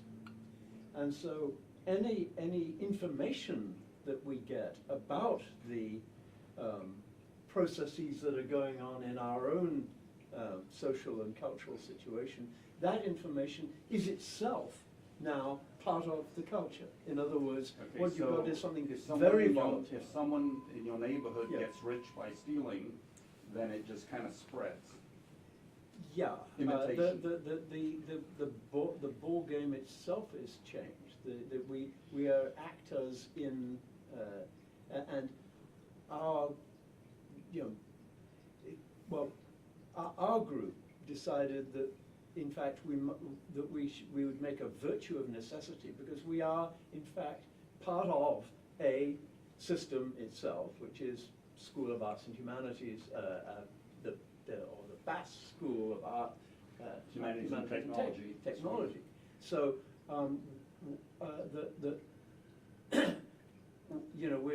we have to, how does one study, how does one talk about, how does one describe, what's the right kind of language to use to talk about systems in which the investigators themselves are in fact part of the system. And And that's called conflict of interest, right? So exactly, so every decision you make is going to affect yourself as well as other people. Exactly, and that and any conclusions or any information you get about the system that you're in then becomes part of the system itself. How does one write about it? And clearly, if you want to think about, let's say, some kind of geometrical problem, you have mathematics to work with it, or algebra and so on. If you're talking about, let's say, atoms or molecules, then you have atomic physics. You have atomic physics and so on. And in biology, you have a different kind of language for talking about organisms or for talking about ecosystems and so on. So what kind of language is appropriate for writing about this? It's not going to be a regular paper. It's very much to do with metaphor. You mentioned metaphor. Yeah. And, our decision was that we would essentially do it in the form of an anecdote. And an anecdote is a story that is told by participant observers who are Happen to be there, yeah. who happen to be there. And so essentially, in a strange kind of way, we had evolved all the way to the point, to a new kind of definition of the humanities.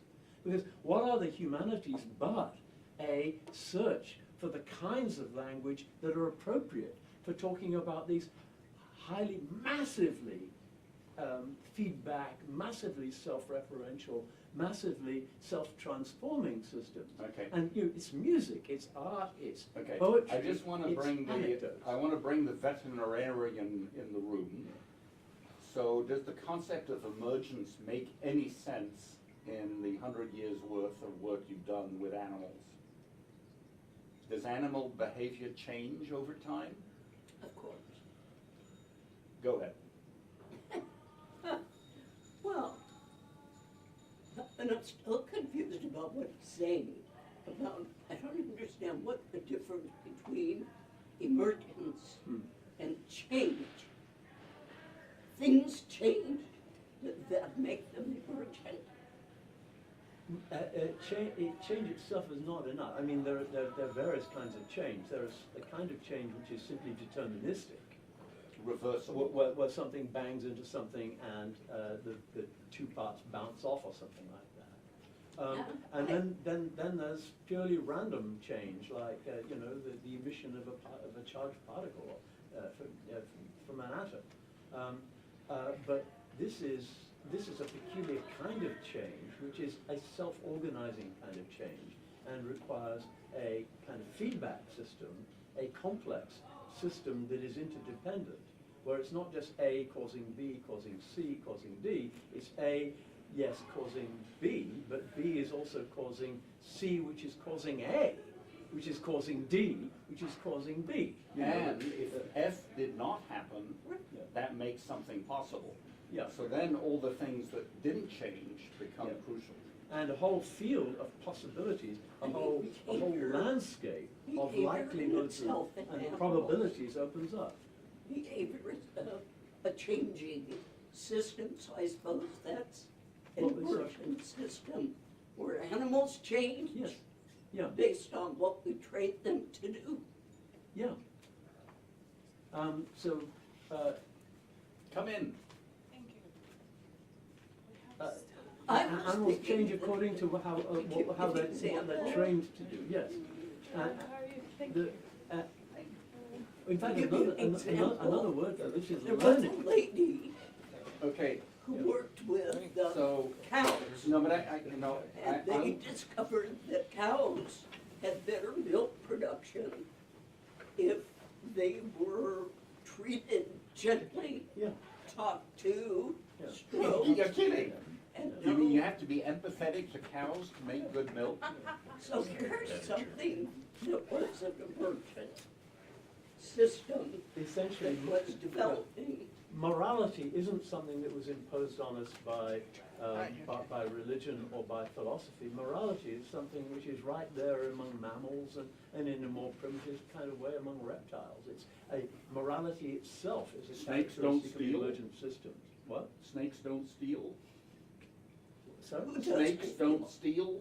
There are all kinds of sort of little moral rules connected, related to territoriality among animals. Okay. Like a very small animal can defend a small area against a much larger animal, and so that creates. Okay, a we kind stumbled of onto an interesting balance. area. I'm going to ask, before we go back to you, our police captain who's in the room. Yes.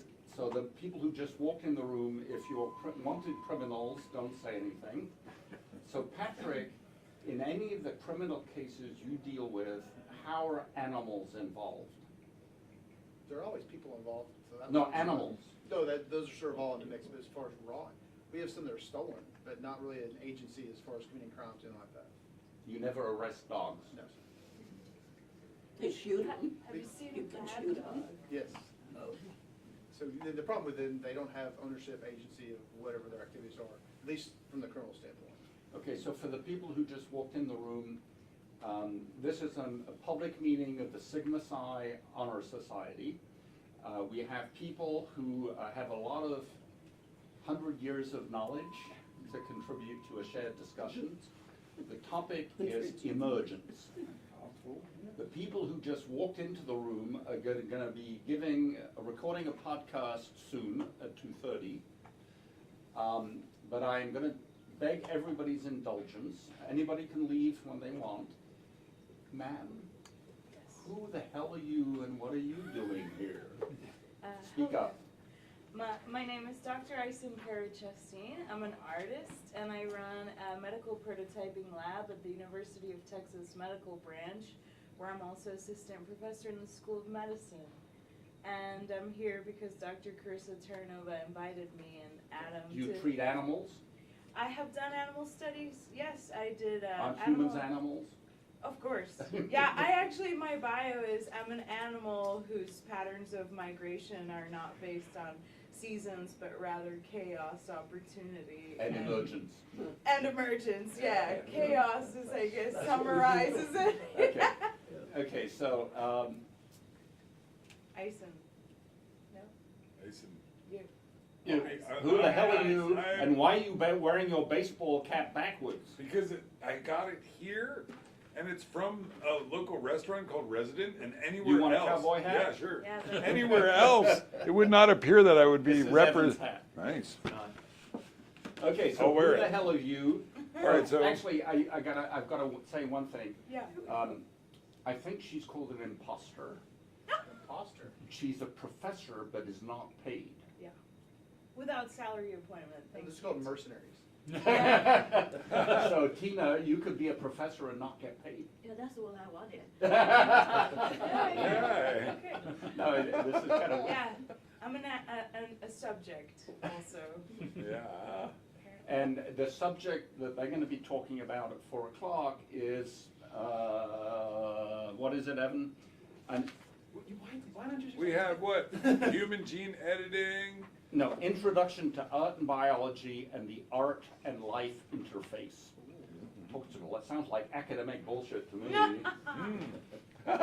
You're preaching to the choir. So they're both what are called bioartists, which 100 years ago did not exist, except Alexander Fleming, I guess, was a bioartist. He painted with and invented Of course it penicillin. existed. Well, the whole art of animal breeding goes back hundreds or even thousands of years. You know, why do we have all these different kinds of dogs and cats and flowers? For It's heaven's art? sake? I thought it was sex. We've been breeding them for Oh, and they grow feathers to attract other animals. Yeah. Okay, so Adam Zaretsky is another imposter. He claims to work at MIT. No, I was a researcher at MIT. That was 20 years ago. Okay, so who are you and what do you do? Well, I'm also a doctor of art and biology, whatever that is. And so I do stuff, I make art with living experiments. And we deal also with animal care and use committee. Have you ever killed oversight. anybody by mistake? Making art with... Or on purpose? Well, I'm not at liberty to say. The fifth. But anybody, yeah, I mean, like, what was it? Aleister Crowley said that he would kill 3 million humans every day, but he was just talking about masturbation. He got a bad name, though, Half humans. somehow. Okay, I'm sorry, this conversation is getting... Risky. Take that to the We're not allowed to discuss sex and politics on this campus. Okay. So every day. We're talking, well, no, I liked what we were saying about animal breeding, and even humans breeding with each other are based on sexual attraction. Oh, yeah. And some of that is Emergent. girding the future of the shape of different organisms is based on attraction and not just survival. I mean, why do we look the way we look? Okay, Because that's what a certain kind of ape thought would be a really pretty looking ape. Yeah. Or You not know. just pretty, but like So they had babies that looked a little bit more like us, and then they had babies that looked Okay. a little more like us. I don't know how we went from emergence. We're going to let you finish. Did you want to say who you are? My name is Blue. Blue? Yeah. Your cap is on the other person's head. He's a mathematician. He's got a blue cap. Go ahead. Anyways, I'm just kind of researching and listening to what people have to say. My dad's Adam, and Okay, but just say one area of interest that you might have. Oh, consciousness and neuroscience. Talk to him. There we go. Okay, Fred, please continue your rant. No, your philosophy. In fact, I had a whole little paper to give, but it looks as if we've pretty much explored at least many of the implications of it already. But I did want to talk a little bit about the form that we chose, and that is the idea of the anecdote, and the idea, how do you talk about systems like this? And I think that's one way of putting it is something like this, that now that we understand the emergence or the evolution of emergence over the history of the universe, the beginning of the universe, the kinds of emergence that could happen were very, very few and limited and so on. Now you have this vast field of possible kinds of emergence. It's not that the old rules that govern what happens have been gotten rid of. It's that they provided a context in which all kinds of new rules and new rule systems could evolve. And we've sort of got to the point now where, in other words,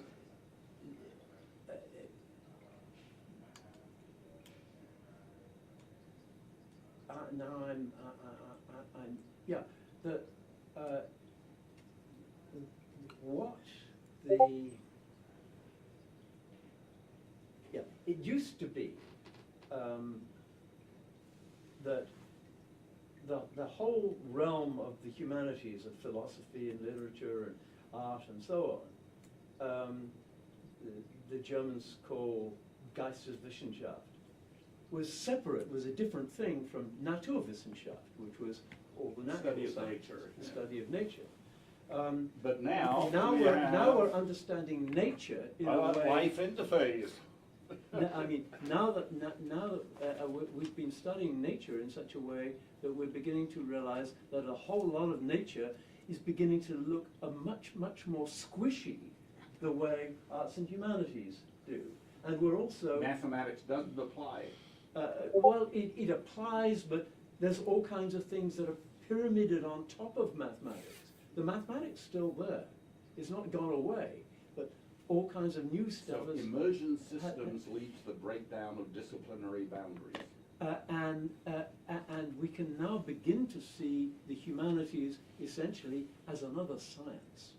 That is, just as there is a different language for biology. Wants to get a salary increase. Exactly. Scientists get paid more than others. I would say a lot of our sort of political, social problems right now are because we in fact neglected the potential of the humanities. The humanities did it to themselves. We neglected the potential of the humanities to, as a science of persuasion and understanding and joking and narrative and anecdote and conversation.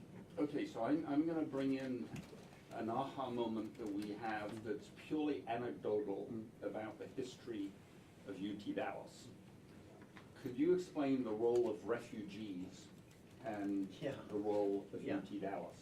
What we're working on now is a little history of the School of Arts and Humanities of the Bass School, and we found more and more that we could make a chart of the various sort of organizational and official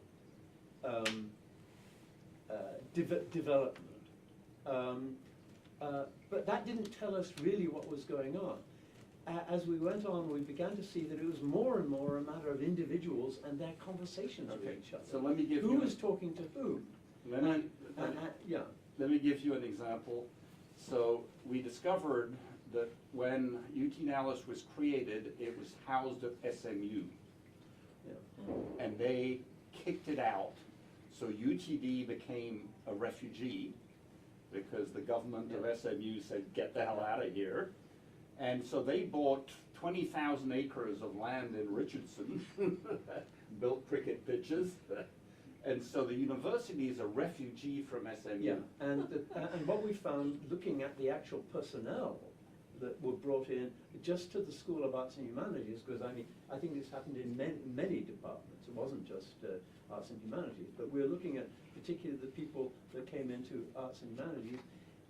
So many of them were refugees. And one wonderful example is, you know, perhaps one of my oldest friends, and that is Zsuzsanna Ojva.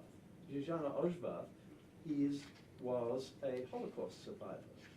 And she came over with her husband, István Ojva. And no university in Texas wanted to welcome Jews. Yeah. But UTD did. UTD did. And they happened to be at the luncheon that was scheduled for John Kennedy. For John F. Kennedy. So he was on his way to lunch with the founders of the Arts and Humanities. Assassination. And he was on his way to that luncheon when he was shot. And he had to make a decision that morning. Am I going to go to lunch first and then do the parade, or am I going to do the parade first and then go to lunch? And it was also about the inauguration of the Southwest School of. So UT Dallas was going to be inaugurated by John Kennedy, but he decided he wanted to do a parade or whatever they call it first, and he got killed on the way to setting up UTD. Now to get really weird, I happen to be a member of the Dallas Institute of Humanities and Culture, and this is a group of people who among whom were the city fathers and city mothers of Dallas. They were the great magnates and the billionaires. And among them, what happened was a kind of crisis of conscience when Kennedy was murdered. That Dallas had turned into a pariah city. It had turned into a murderer's city. And so they started building beautiful bridges. It had to be redeemed, and so they built bridges, and they built the Meyerson, and they a symphony hall. UTD. And before what that meant Kennedy was killed, there was no symphony hall. You then had an institution, which is the University of Texas at Dallas, which it's Talk about anecdotes. It's not a public. It's not just you a have public to kill a university. president to start a Also university? it's also a private university. It's not constrained really by the rules that constrain private universities or the rules that constrain public universities. It's somewhere in between, and it's brought in refugees, and so it's this hotbed of one more refugee example. Some of you know, and she's become my best friend since I moved to Dallas, is Bonnie Pittman. She used to be the director of the Dallas Museum of Art. I had actually known her when I was a student at Berkeley, and when she was the director of the Berkeley Art Museum. And in her 70s or 60s, she got so many diseases and sicknesses that the museum decided she could no longer function as director. So she became a professor on campus, and she used the arts to train medical students on how to observe.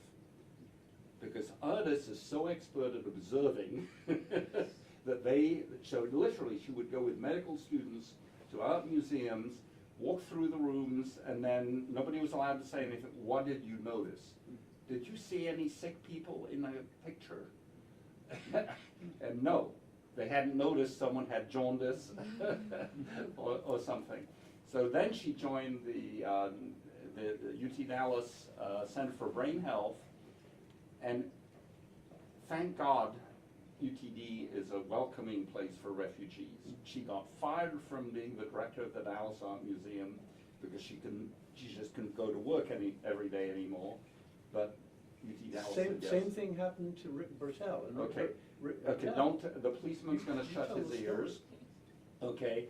So just tell us the anecdote about Rick Patel, Well- which is factually correct. Yeah, Rick is he's a brilliant He's dead, art, so art we- historian. Yeah. He's passed away now, and he was a friend. But Rick was the director of the Dallas Museum of Art. Before Bonnie. Before Bonnie, and he Got arrested. He got arrested because He was having sex in a he's having public park.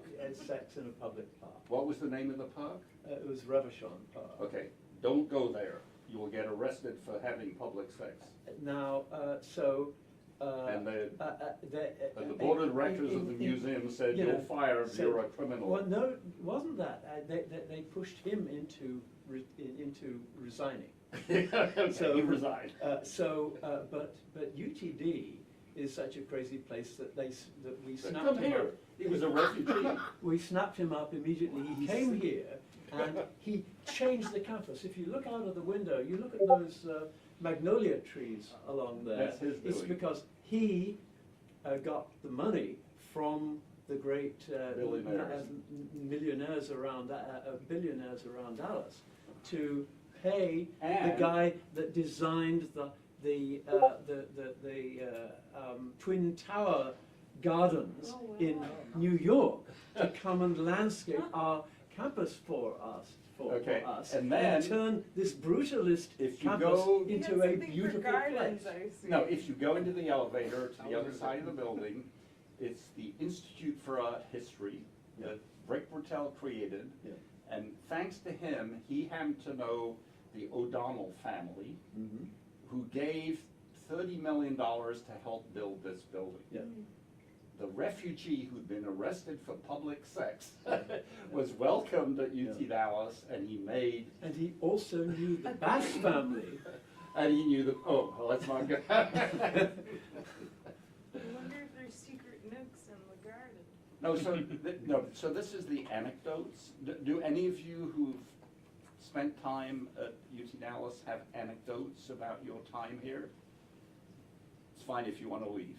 But it's conversations. Well, I mean, I've been hanging out with Eisen, and we've been hanging out with Carissa, who's like an amazing art critic. Yeah. Carissa Terranova. Yeah, Oh, yes, Terranova. And fantastic. so we went to many different parks. She's a And we refugee. actually graded the public sex in the different parks as art historians. And I think this could have saved your friend, because maybe he was, I mean, obviously he wasn't doing anything that horrible, like if he, because No, he he didn't got, kill anybody, he he got just hired killed his here. sperm. He just had a funny moment, but maybe, you know, if you reviewed, like, maybe the police need an art historian to say, like, don't arrest this one, because they were fairly artful, you know? I say that, but that's what started all this, so maybe he didn't need to be arrested. Yeah. Set this in motion. Yeah. Yeah, if he hadn't. No, but that, you know, that's where, Emergence. that's where emergence, there's no equation, that this causes that. Yeah. Right? And no, you know, nobody could have said by firing Rick Bertel from the DMA, UT Dallas would blossom. You say it now, though. I myself was a kind of refugee, but I won't get into that. Okay, so I need to step out of the room, so I'm gonna let Muria practice being the moderator. The key to moderation is, and you know, I read up on the brain science of group behavior. Now, we did one exercise by changing the chair you're sitting on, you think differently. And now by changing moderator, the discussion is going to go in a different direction. So I'm going to go with Patrick and sign my arrest warrant. And Maria is, and if anybody There'll be a needs plug to. coming out of it, so. Okay, thank you, everybody, for coming. really. Yeah, the No, rest, good on you. 32 bathrooms in this Everything's been building. recorded for the past 2 hours. I have a question for you. So you're talking about morality being a natural thing, Yeah. right? Yeah. And so we are currently going through a lot of problems with our environment, right? Yeah. Climate change, Yeah. the Anthropocene, and how. Yeah, right. But I we lost my tend phone to there. overly moralize I lost this, my in notepad. opinion, Not because here. it's our movement, I'm right? afraid it isn't. Whereas Yeah. maybe the asteroid that killed the dinosaurs. Yeah, It's not a oh, bad yeah, asteroid. you're It's right. just I mean, an asteroid, and right? and the planet, you know, even without asteroids or anything like that, I mean, the planet has done some terrible things. Sure. What's next? Yeah. That's a good So- question. I'm gonna go right, interview Mason and Adam in about 45 minutes. So, Actually, my Oh, question these to folks. you yeah, is, these folks that came in. I'm gonna go interview is them. there, Oh, okay. should we And really also gonna be save- moral about this? This Like, camera's are been we in control recording as a everything human here for the past 2 hours. species to guide Oh. this? And been uploading it to Really? YouTube. Like, I Oh, know you've we already- individually Yeah, you see this can microphone that you're conceive of talking to right now? how we are, can Yeah. observe it ourselves, like So when we're observing talking the about observer, illegality with but- a police officer in the room, we have And it's concrete partly evidence that, now. You know, obviously, we're not morally responsible for things that we have no power over. But we now do have some power. Are you really gonna do? Over the Really? Personally, individually? In a few minutes, yeah. So Or are you uncomfortable? You know, Yeah, I'm I 80. mentioned When my I grew company's up in name. I can edit it. Yeah, when I please was take in it out. I will. Yeah, thank you. I You're welcome. can remember the tobacco, the tobacco smoke liquid dripping down the insides of the buses that I would take to go to school, that you could barely breathe in Manchester. Every wall in Manchester had a layer of soot, a hard soot that was this thick. You go to Manchester now, Yeah. it's sparkling clean.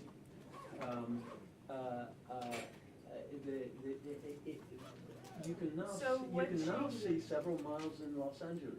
We really can make a difference. And now that we can make a difference, it then begins to become a moral